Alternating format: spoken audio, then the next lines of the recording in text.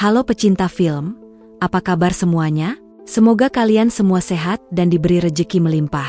Di video kali ini, saya akan membahas alur cerita film Panggonan Wingit 2023. Oke, tidak usah berlama-lama lagi, bagaimana keseruan alur ceritanya, dan selamat menonton.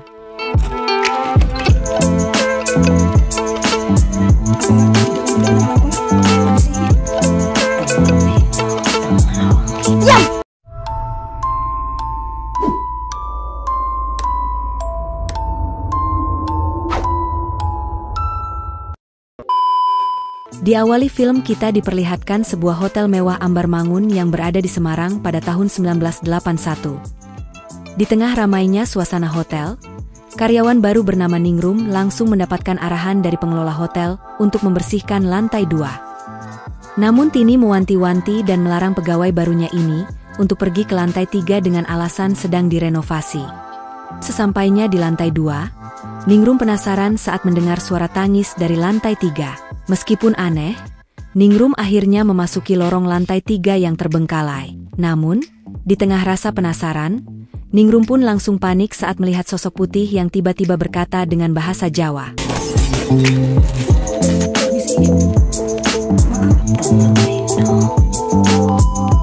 Singkat cerita, 3 hari kemudian Ningrum yang dihantui ketakutan menceritakan pengalamannya pada putrinya yang bernama Rani. Mendengar hal itu, Rani meminta si ibu untuk segera beristirahat. Namun saat akan tidur, tiba-tiba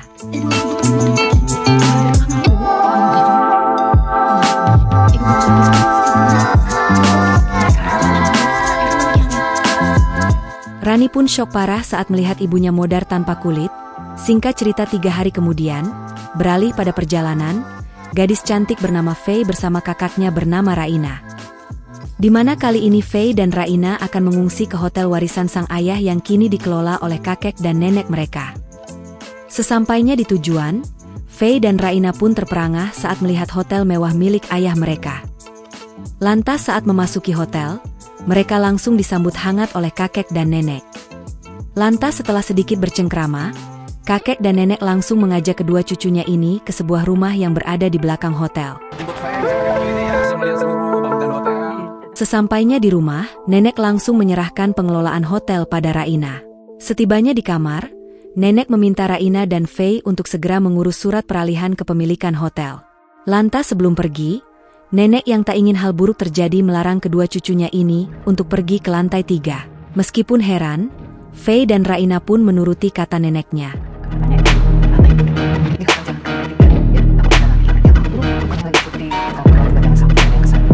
Keesokan harinya, Raina mengantar Fei mendaftar ke sekolah baru. Hingga sesaat kemudian, Raina terlihat panik saat melihat mantan gebetannya yang bernama Ardo keluar dari ruang kepala sekolah. Di mana Ardo tengah mencari informasi tentang kasus kematian ibunya, Rani yang bersekolah di sini.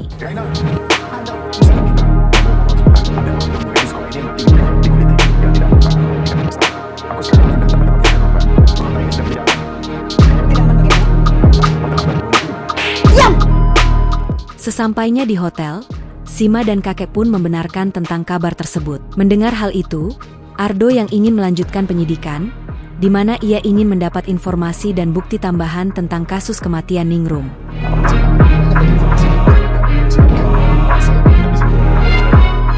Hingga di malam harinya, Raina yang sedang ngopi di balkon langsung heran saat melihat lampu kamar di lantai 3 tiba-tiba menyala. Setibanya di lantai 3 hotel, Raina yang mendengar suara tangis berusaha membuka paksa pintu tersebut. Raina pun hanya bisa melongo saat melihat cewek pucat ubanan berdiri di depan cermin. Dan sama seperti Ningrum, Raina yang kepo pun mendapat kutukan 3 hari dari sosok tersebut.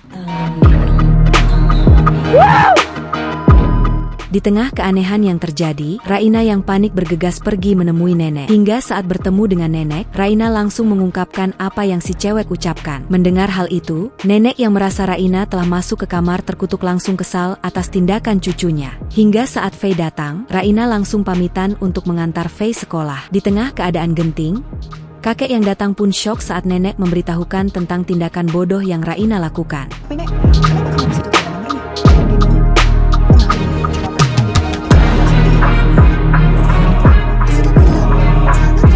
Setelah kembali ke hotel, Raina pun heran saat tamu-tamu hotel terlihat ketakutan dan melakukan check out secara bersamaan. Sesaat kemudian, Raina yang melihat proses penyidikan tim kepolisian pun dikagetkan oleh suara telepon lobi yang berbunyi. Lantas, saat Raina menjawab, seorang pelanggan meminta Raina membawakan handuk ke kamar nomor 13. Setibanya di kamar nomor 13, Raina langsung menyimpan handuk yang ia bawa di atas kasur. Hingga saat Raina akan pergi, ia pun panik saat mendengar suara tangis dari kamar mandi.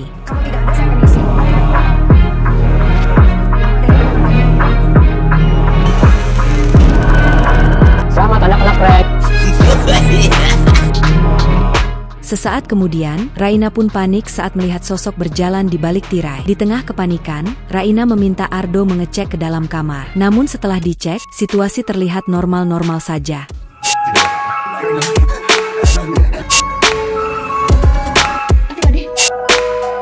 Shima yang mengetahui Raina mengalami teror aneh pun mengungkapkan jika si cewek merupakan sosok penunggu hotel. Hingga sesaat kemudian, nenek dan kakek menceritakan tentang awal mula teror sosok si cewek. Di mana ketika itu seorang tukang listrik bernama Slamet nekat membuka pintu kamar terkutuk setelah mendengar suara tangisan dan melihat sosok cewek. Hingga 3 hari kemudian kakek dan nenek tiba-tiba melihat Slamet bertingkah aneh, hingga pas Slamet akhirnya tidak selamat.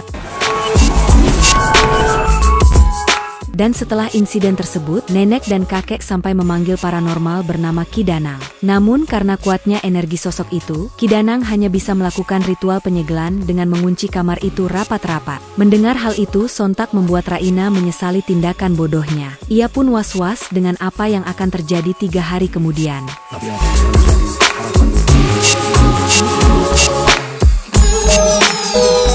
Sementara di sekolah, Fei yang sedang mengikuti pelajaran biologi diminta Bu Guru untuk mengambil alat peraga di lab. Sontak Fei pun panik saat mendengar bisikan aneh. Untung saja Fei bisa selamat. Namun saat Bu Siti mengecek keadaan, ia pun tidak melihat hal yang aneh seperti yang Fei katakan.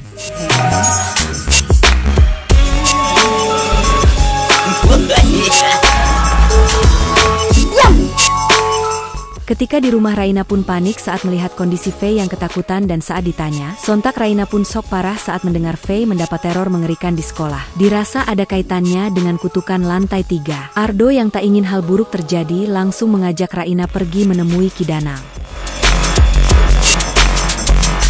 Sesampainya di gubuk, Ardo dan Raina meminta bantuan Ki Danang untuk menangkal kutukan. Namun, Ki Danang mengungkapkan jika ia tak bisa berbuat banyak. Terlebih, ia tidak mengetahui nama asli dari sosok tersebut. Lantas, agar kutukan bisa dipatahkan, Ki Danang meminta Ardo dan Raina untuk mencari tahu identitas asli dari sosok yang mereka kira adalah setan Dewa Nikah. Supaya kalian selamat. Kalau namanya saja saya tidak bisa memberikan kesempatan itu sangat penting untuk bisa kontak waktu kalian.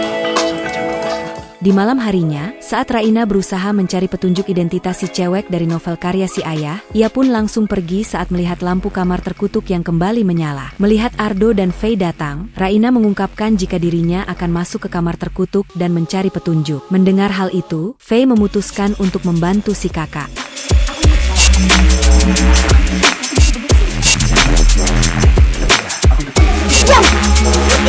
Setibanya di kamar terkutuk, Raina dan Fei langsung berpencar untuk mempercepat pencarian. Akhirnya Raina menemukan sobekan kertas aneh di kolong kasur. Namun sesaat kemudian ia pun mendengar suara aneh. Dan kini si setan mengingatkan jika waktu mereka tinggal 2 hari lagi.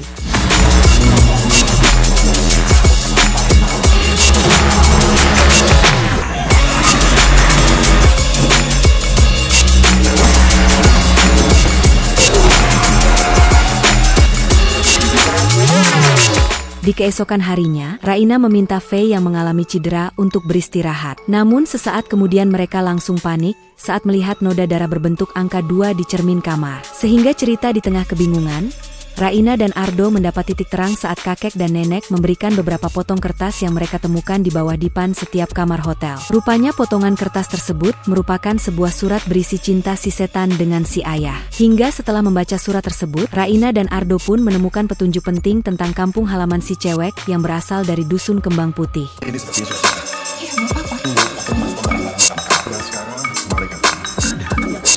Sore harinya, Raina dan Ardo yang tak ingin membuang waktu langsung tancap gas menuju dusun tersebut. Sesampainya di pinggir danau, Raina dan Ardo langsung meminta bantuan ojek perahu bernama Parjo untuk mengantar mereka pergi ke Dusun Kembang Putih, di mana mereka berniat menemui seorang kepala desa untuk mencari informasi tambahan tentang si hantu itu. Setibanya di rumah kepala desa Sumardi, Parjo mengungkapkan niat kedatangan Raina dan Ardo. Hingga sesaat kemudian, Ardo pun langsung memberitahukan ciri-ciri hantu cewek itu. Melihat bahwa Sumardi seperti menutupi sesuatu, Raina yang merasa upayanya sia-sia, langsung mengajak Ardo untuk pulang. Karena derasnya hujan, Parjo yang tak sanggup mengantar mereka pulang meminta Raina dan Ardo untuk menginap di rumahnya saja. Malam apalagi cuacanya seperti ini, tenang saja. Percuma saya, kita mungkin tidak bisa beribadah. Masalah antisipasi. Diam! Saat malam semakin larut, Ardo dan Raina penasaran saat melihat pertengkaran Busri dengan Sumardi. Di tengah rasa curiga, Ardo mengajak Raina pergi ke rumah Sumardi. Ternyata kecurigaan Ardo terbukti. Sambil menahan tangis, Busri pun bersedia menceritakan tentang sosok cewek yang ada dalam lukisan tersebut. Kemudian Busri meminta Parjo untuk menceritakan kisah hidup putrinya yang bernama Menur, di mana Menur merupakan putri tunggal keluarga Pak Sumardi yang mengalami kelainan. Namun karena di desa ini orang-orangnya pendidikannya rendah, warga desa dan teman sebayanya menyebut Menur sebagai anak setan. Tak cuman itu, keadaan diperparah oleh perlakuan si ayah yang terus menyiksa dan mengurung Menur di kandang sapi. 3 hari sesudah kelahiran, ibunya mengalami kesakitan Menur jenis melatih dengan kelopak yang berbeda. Sering dipukuli tengah malam. Menur pergi dan tidak pernah kembali. Menur dia dijuluki anak setan. Sampai saat itu tidak ada kabar lagi tentang dia. Di keesokan harinya, Fei yang akan pergi ke dapur pun panik saat melihat noda darah berbentuk angka 3 di jendela. Hingga tak lama berselang, Raina dan Ardo yang baru datang langsung memberitahukan identitas lengkap Menur pada nenek dan kakek. Singkat cerita, sambil membakar dupa Kidanang, melakukan ritual untuk mengetahui kisah hidup si cewek setan alias Menur. Setelah kabur dari dusun, Menur ditemukan pingsan oleh ayahnya, Fei dan Raina bernama Baskara yang sedang di hutan. Setibanya di hotel, ia pun memutuskan untuk menampung Menur. Setelah beberapa bulan, Baskara yang harus pergi ke Jakarta terlihat berpamitan pada Menur. Dan setelah beberapa hari berlalu, Menur yang berusaha memberi kejutan primitif, terlihat merobek surat yang ia buat untuk Baskara, dan menyembunyikan potongan-potongan surat tersebut di setiap lantai di bawah dipan kamar hotel. Hingga setelah setahun berlalu, karena Baskara tak kunjung pulang, Menur memutuskan menyusul pujaan hatinya ke Jakarta. Namun, di tengah upayanya tersebut, Menur harus menerima kenyataan pahit saat melihat Baskara berjalan mesra dengan seorang wanita yang tengah hamil besar. Sepulangnya ke hotel, Menur yang kecewa merasa jika semua ini merupakan akibat dari kulitnya yang mengalami kelainan. Setelah ritual berakhir, Kidanang mengungkapkan jika Menur tewas mengenaskan setelah 3 hari setelah menguliti dirinya sendiri. Dan itulah asal-muasal kutukan 3 hari lantas untuk mengakhiri kutukan Menur. Kidanang mengungkapkan jika mereka harus mengobati rasa sakit hati yang Menur alami. Namun di tengah penjelasan Kidanang yang melihat Menur berontak langsung membaca mantra. Karena kuatnya energi kebencian Menur, Kidanang yang tak sanggup melawan langsung kabur.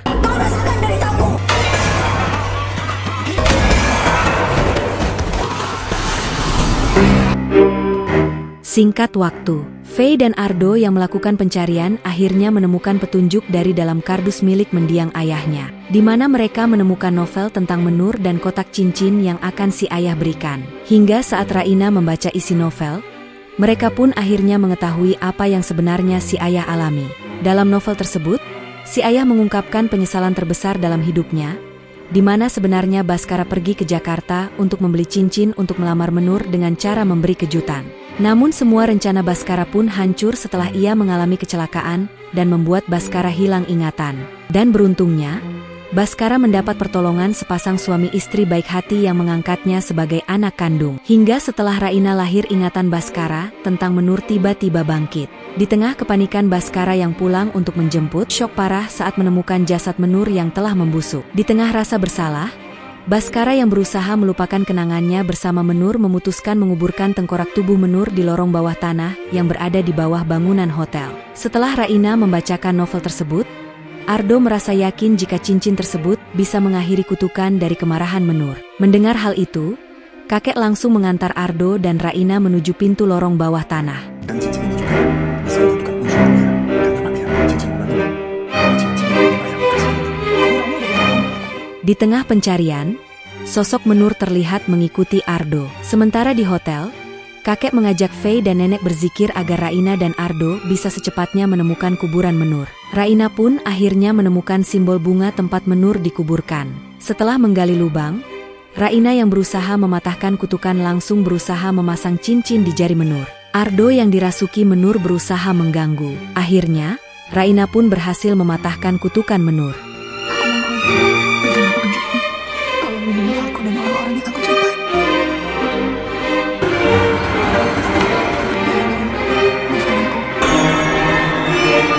Beberapa jam setelah insiden tersebut, tim kepolisian dan forensik langsung melakukan penyidikan dan mengevakuasi jasad Ki Danang. 3 hari kemudian, setelah Ardo melihat sosok Menur, Ardo yang masih menginap di hotel terlihat mengalami teror aneh. Tepat di jam 12, Ardo pun panik saat mendengar suara Menur. Tanpa diduga, meski telah membantu Raina, Ardo tetap terkena tulah dari kutukan Menur. Hingga di keesokan harinya, Raina pun heran saat melihat bercak darah di lantai kamar. Sontak Raina pun shock berat saat melihat kondisi Ardo yang tewas mengenaskan. Setelah insiden tersebut, Fei yang berbincang dengan Raina mengungkapkan jika apa yang Ardo alami merupakan gambaran dari rasa sakit hati menurut yang belum terobati, terutama pada orang-orang yang telah mengucilkan Menur. Namun, Fei yakin jika hanya ia dan Raina saja yang bisa lolos dari kutukan Menur karena mereka adalah anak-anaknya Baskara. Singkat cerita, beberapa minggu kemudian 2 petugas bernama Sabar dan Ikhlas yang akan melakukan penyidikan di Hotel Ambar Mangun.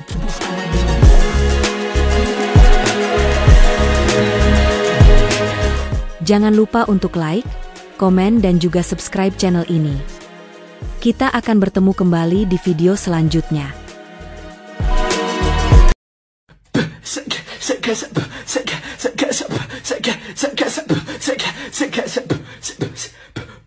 Sekarang